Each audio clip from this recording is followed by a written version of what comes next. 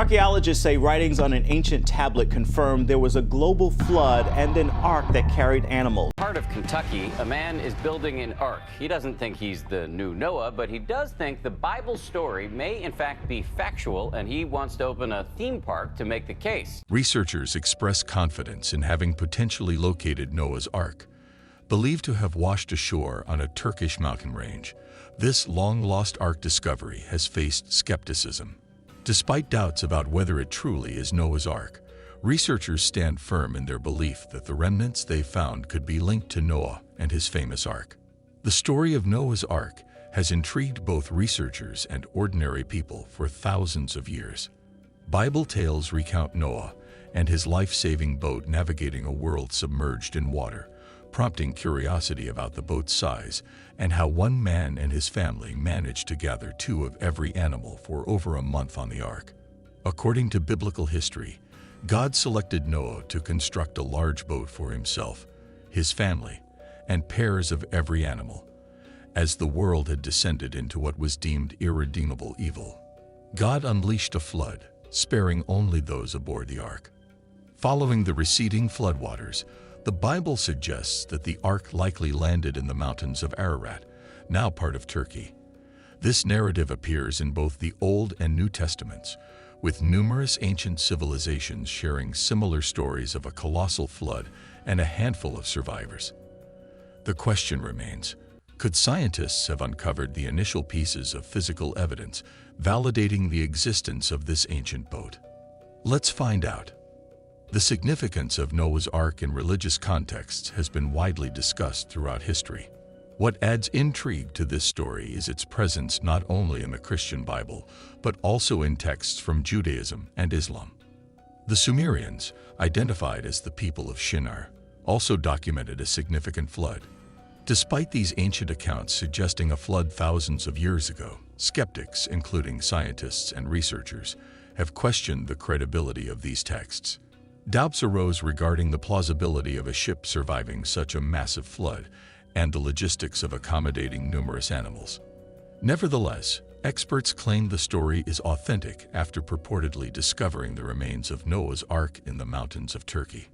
Around April 2010, a team of Chinese researchers declared they had found Noah's Ark wreckage in the Turkish mountains of Ararat, aligning with historical texts.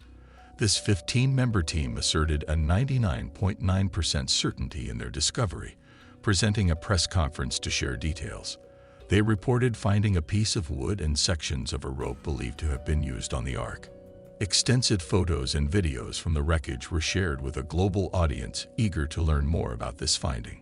A group of scientists from a Christian organization called Noah's Ark Ministries International asserts they found a larger structure of the ship at around 4,000 meters above sea level in the Ararat Mountains.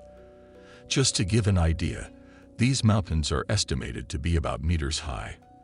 The discovered pieces of wood are said to be approximately 4,800 years old, aligning with the stories in the book of Genesis. What's notable about this find is that researchers not only discovered fragments of cypress wood, the exact wood Noah was instructed to use, but also signs of the ship being divided into segments resembling stables for animals. The research team claims these stables could accommodate about 2 of most animals on Earth, including large mammals like lions, bears, or elephants. The precise location of these findings has been kept confidential by the Turkish government for further excavations. However, there's speculation about the authenticity of these findings, raised by several scientists and researchers. Some argue that such a discovery wouldn't be plausible given the time that has passed since the Ark would have landed. Some scientists even reject the idea that Noah's Ark existed, but this seems unlikely given the numerous eyewitness testimonies and ancient civilizations claiming a direct descent from Noah's family, all asserting that the flood did occur. Putting everything else aside, a few crucial pieces of information could challenge this discovery. According to some scientists, a Kurdish mountain guide might have been seen carrying a significant amount of wood to the mountain's summit. Allegedly, he did this to construct fragments of a ship at the mountain's top. The idea is that he melted snow, letting the wood age, creating the illusion that it had recently been uncovered after being trapped under ice for many years. While these claims lack proof, it's conceivable that this discovery could have been concocted by someone attempting to deceive people for financial gain by guiding them up the mountain. Researchers supporting the authenticity of Noah's Ark story also argue that the Ark wouldn't be found so high in the mountains.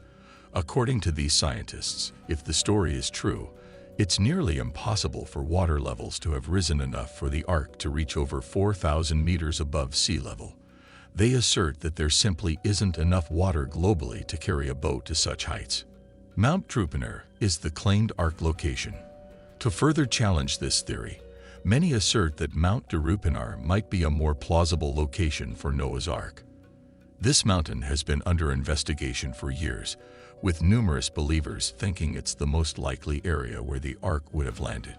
It's essential to note that many research teams have claimed to find Noah's Ark over the years.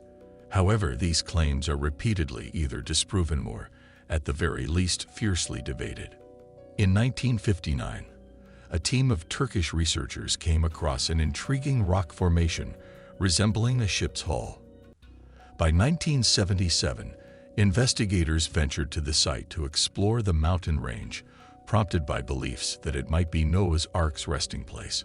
While searching, they discovered metal pieces thought to be part of the Ark structure and possibly used in the stables. Upon closer examination, these supposed iron pieces turned out to be magnetites containing titanium, supporting the theory of a volcanic eruption. Adding to the challenge, the Bible implies that the Ark had a cube-like shape rather than a conventional boat form. Consequently, the rock formations discovered did not align with the biblical account and couldn't be attributed to the Ark. Additionally, the Bible doesn't mention the use of rocks in construction, only specifying gopher wood or cypress. The theory of finding Noah's Ark on Mount Drupanar appears to have been debunked. Despite numerous expeditions, there's no concrete evidence of the Ark being discovered. Biblical history suggests the Ark would have landed in the Ararat Mountains, but there's no certainty that these mountains today resemble those from 5,000 years ago. The names might have been confused over the years, and the landscape could have changed significantly, especially considering the potential for volcanic activity. So, where is Noah's Ark? What does this uncertainty mean? At present, the Ark's location remains a mystery, similar to the biblical Ark of the Covenant and the mythical Holy Grail. Even if these items did exist, finding them seems unlikely, given that those who hid or buried them likely never intended for them to be discovered. However, there is a more plausible explanation for this. We need to consider that metallic resources were likely scarce at that time, and obtaining wooden resources would have been challenging as well. People from that era had saws and axes, but using them would have required multiple individuals and a significant amount of effort. Consequently, people from that time would have likely repurposed their resources for other projects once they were done using them. For instance, think about the substantial time and effort Noah and his family would have invested in building the Ark. It seems improbable that, after finally reaching land, they would just abandon the Ark and not make use of its wooden and metal components. While the Ark probably did exist, it likely doesn't anymore. Once Noah and his family reached land, it's plausible that they dismantled the Ark and utilized its materials to construct homes, structures, or tools needed for agriculture. They probably wouldn't have left the Ark to deteriorate over many years when it contained valuable wood and metal. So, what does this imply? It essentially indicates that finding the Ark is highly improbable. In reality, it probably doesn't exist anymore. After Noah's family exhausted the valuable resources, the remaining wood would have decayed over time, leaving essentially nothing behind today. Consider this. If a tree falls in the forest, it doesn't remain there for centuries. Most trees start to decay, and insects eat them away within a few decades. The notion of Noah's Ark enduring at the top of a mountain for nearly 5,000 years is likely just wishful thinking. Or at least, that's how it appears. Thanks for watching. Don't forget to hit that like button for more videos and subscribe to stay updated.